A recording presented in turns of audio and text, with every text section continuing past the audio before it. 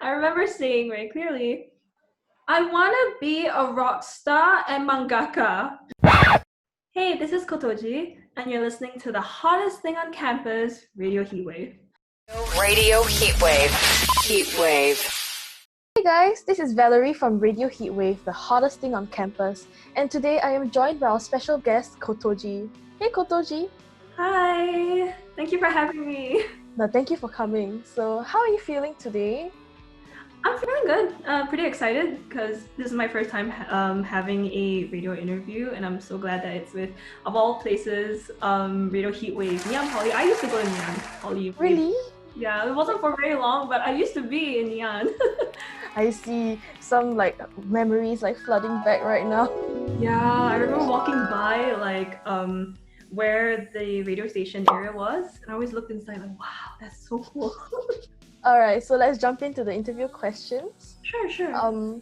We heard that everything was written, composed, sessioned, arranged, mixed, and mastered all by yourself. How was the process like handling everything in regards to creating this single?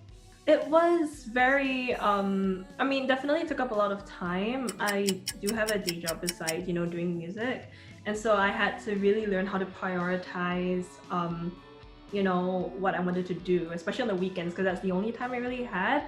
I like to do it all by myself. I think I give a lot of credit to my many years of having learned music and being in a musical environment that have led me to this point. And it was fascinating in the sense where I actually wrote, the lyrics and melody way before I thought about the production side of things. And so that in itself was its own journey. I had to listen to a lot of music to then figure out what would best represent the message of everything. And it all came together, and eventually it went out, and I'm just really happy that it's finally here. Yes, you really took the entire writing process. You started off songwriting, then you had to learn producing yourself and even the vocals yourself. I think that's really commendable. It kind of reminds me of Grimes as well, because Grimes did that as well. Yeah. Thank you. Yeah, Grimes is an amazing artist. She's super cool, and I respect her for that a lot. So thank you. That's a huge compliment. No, you're Singaporean Grimes. Hey. Oh, thank you. There's a stark difference between your debut single, Roulette in My Head, and Everything. Can you explain how your music style has evolved since your debut? What my debut was trying to represent, in the first place, I'm gonna be very honest about this. Roulette in My Head was actually the first song that, it wasn't the first song I wrote, but it's the first song that I actually produced. So putting everything together, sessioning, mixing and mastering everything, that was the first time I did it all. And so I was very new to it. There were a lot of things I didn't learn. So between Roulette in My Head and Everything, I've learned a lot in terms of mixing, balancing levels, honestly, the correct reverb to use on certain instruments. And so I think what I wanted to showcase with Everything was where I am at now. Currently, where my sound is, where my hit space is, as opposed to Roulette in My Head, which I wrote 2 years ago. And the style in which I wanted to deliver it in was also like that. So it's just showing, how much has changed or developed since then and now. However, I will say that Everything, the sound of Everything, is not necessarily where I'm going to be moving forward either. I like to express myself in different ways, and so, what's coming next might not even sound like that. Your first single is about your personal struggles, like self-doubt and anxiety of things being too good to be true. Yeah. How do you find the courage to be so vulnerable about these challenges in your songs? I think for me, and I've realized this along the way, music is my form of journaling. In a lot of mental health advice, they always talk about, you should write your feelings down, express it, or even in a spiritual sense, it's like, write it and then burn the paper away. We do not claim this and things like that. For me, I realized music is my form of release, and so I allow myself that space to be vulnerable. And it's taken me a long, it's been a journey to me being emotionally vulnerable and open to people. Honestly, putting out Roulette in My Head, and even when I put out Everything, I was so nervous because I was really exposing a part of myself that, not everyone might know about. And I mean, I am exposing, because I'm writing about relationship, I'm not just exposing me, I'm exposing someone else as well. So there are many layers to it, but I feel, if you don't do it, or if you don't even try, then you're gonna regret it much, later on in life. And that's something that I stick by very closely.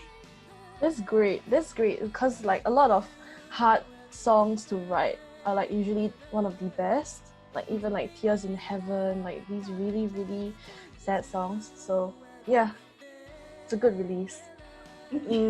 Is there anyone in the local music scene that inspires you? Oh my lord, yes. I don't know. They don't do music anymore. They focus more on art, but their music project was called Handsome Girl. I absolutely love their music. When I heard them, I was like, we have Singaporean musicians who make music like that. It's totally up my alley. It's rich. Like they really do what I would like to do. And so they're definitely someone who inspires me. Another group that actually inspires me a little bit is actually Sobs. I actually really like their music. And it's very dream pop, that sort of direction that I personally really like. This circle of live musicians that I listen to. What would you like listeners to take away from your songs? Wow, that's a good question. I would like them to know that, these very specific but vulnerable experiences, are not exclusive to just yourself. Very often, a lot of artists, when they write about their very specific experiences, for example, Frank Ocean, some of the things that he references in his songs are so specific that unless you're in that situation, you wouldn't really know what actually happened. But music has such a way of being versatile that anyone can find solace in the songs and music that they listen to. And I hope that people know that they're not alone in their experiences. I'm here to kind of sing on your behalf, if anything. Oh, that's so nice. It's like they feel the release together with you. Yeah, definitely. Alright, so now we're gonna move on to some quick fire questions. So it's like kind of like would you rather kind of situation. Let's go. Grayscale or color? Color. Stay in or go out? Stay in. Are you an early bird or a night owl? Night owl. What are you binge watching right now? Parks and Rec compilations. Favorite food? Japanese cuisine. What's one thing you can't live without? Lip balm. Which actor would play you in a coming-of-age movie? Anna Akana, I think that's how you say her name. Yes. Stay awesome, got him. Favorite adjective? This is gonna make me sound so lame, but the only word that I can think of right now is poggers. One thing you learned this year? That prioritizing your mental health is very important, and it doesn't matter what people say, remember to take care of yourself. What's one quote you live by? Ooh, does it have to be from popular media, or can it just be something like a friend said? Just a friend said. Just something you live by. Okay, and I'm gonna say his name. People don't change, they grow. John Roberts, I think it was 2019. Yeah. That's so meaning. Oh my gosh, that's so meaningful. Alright, thank you for such a wonderful interview, Kotoji. It was really nice talking to you, genuinely. And as an avid indie listener, I'm looking forward to any upcoming EPs or albums in the pipelines. But for now, everything by Kotoji is out on all major streaming platforms. Hey, this is Kotoji, and you're listening to the hottest thing on campus, Radio Heatwave.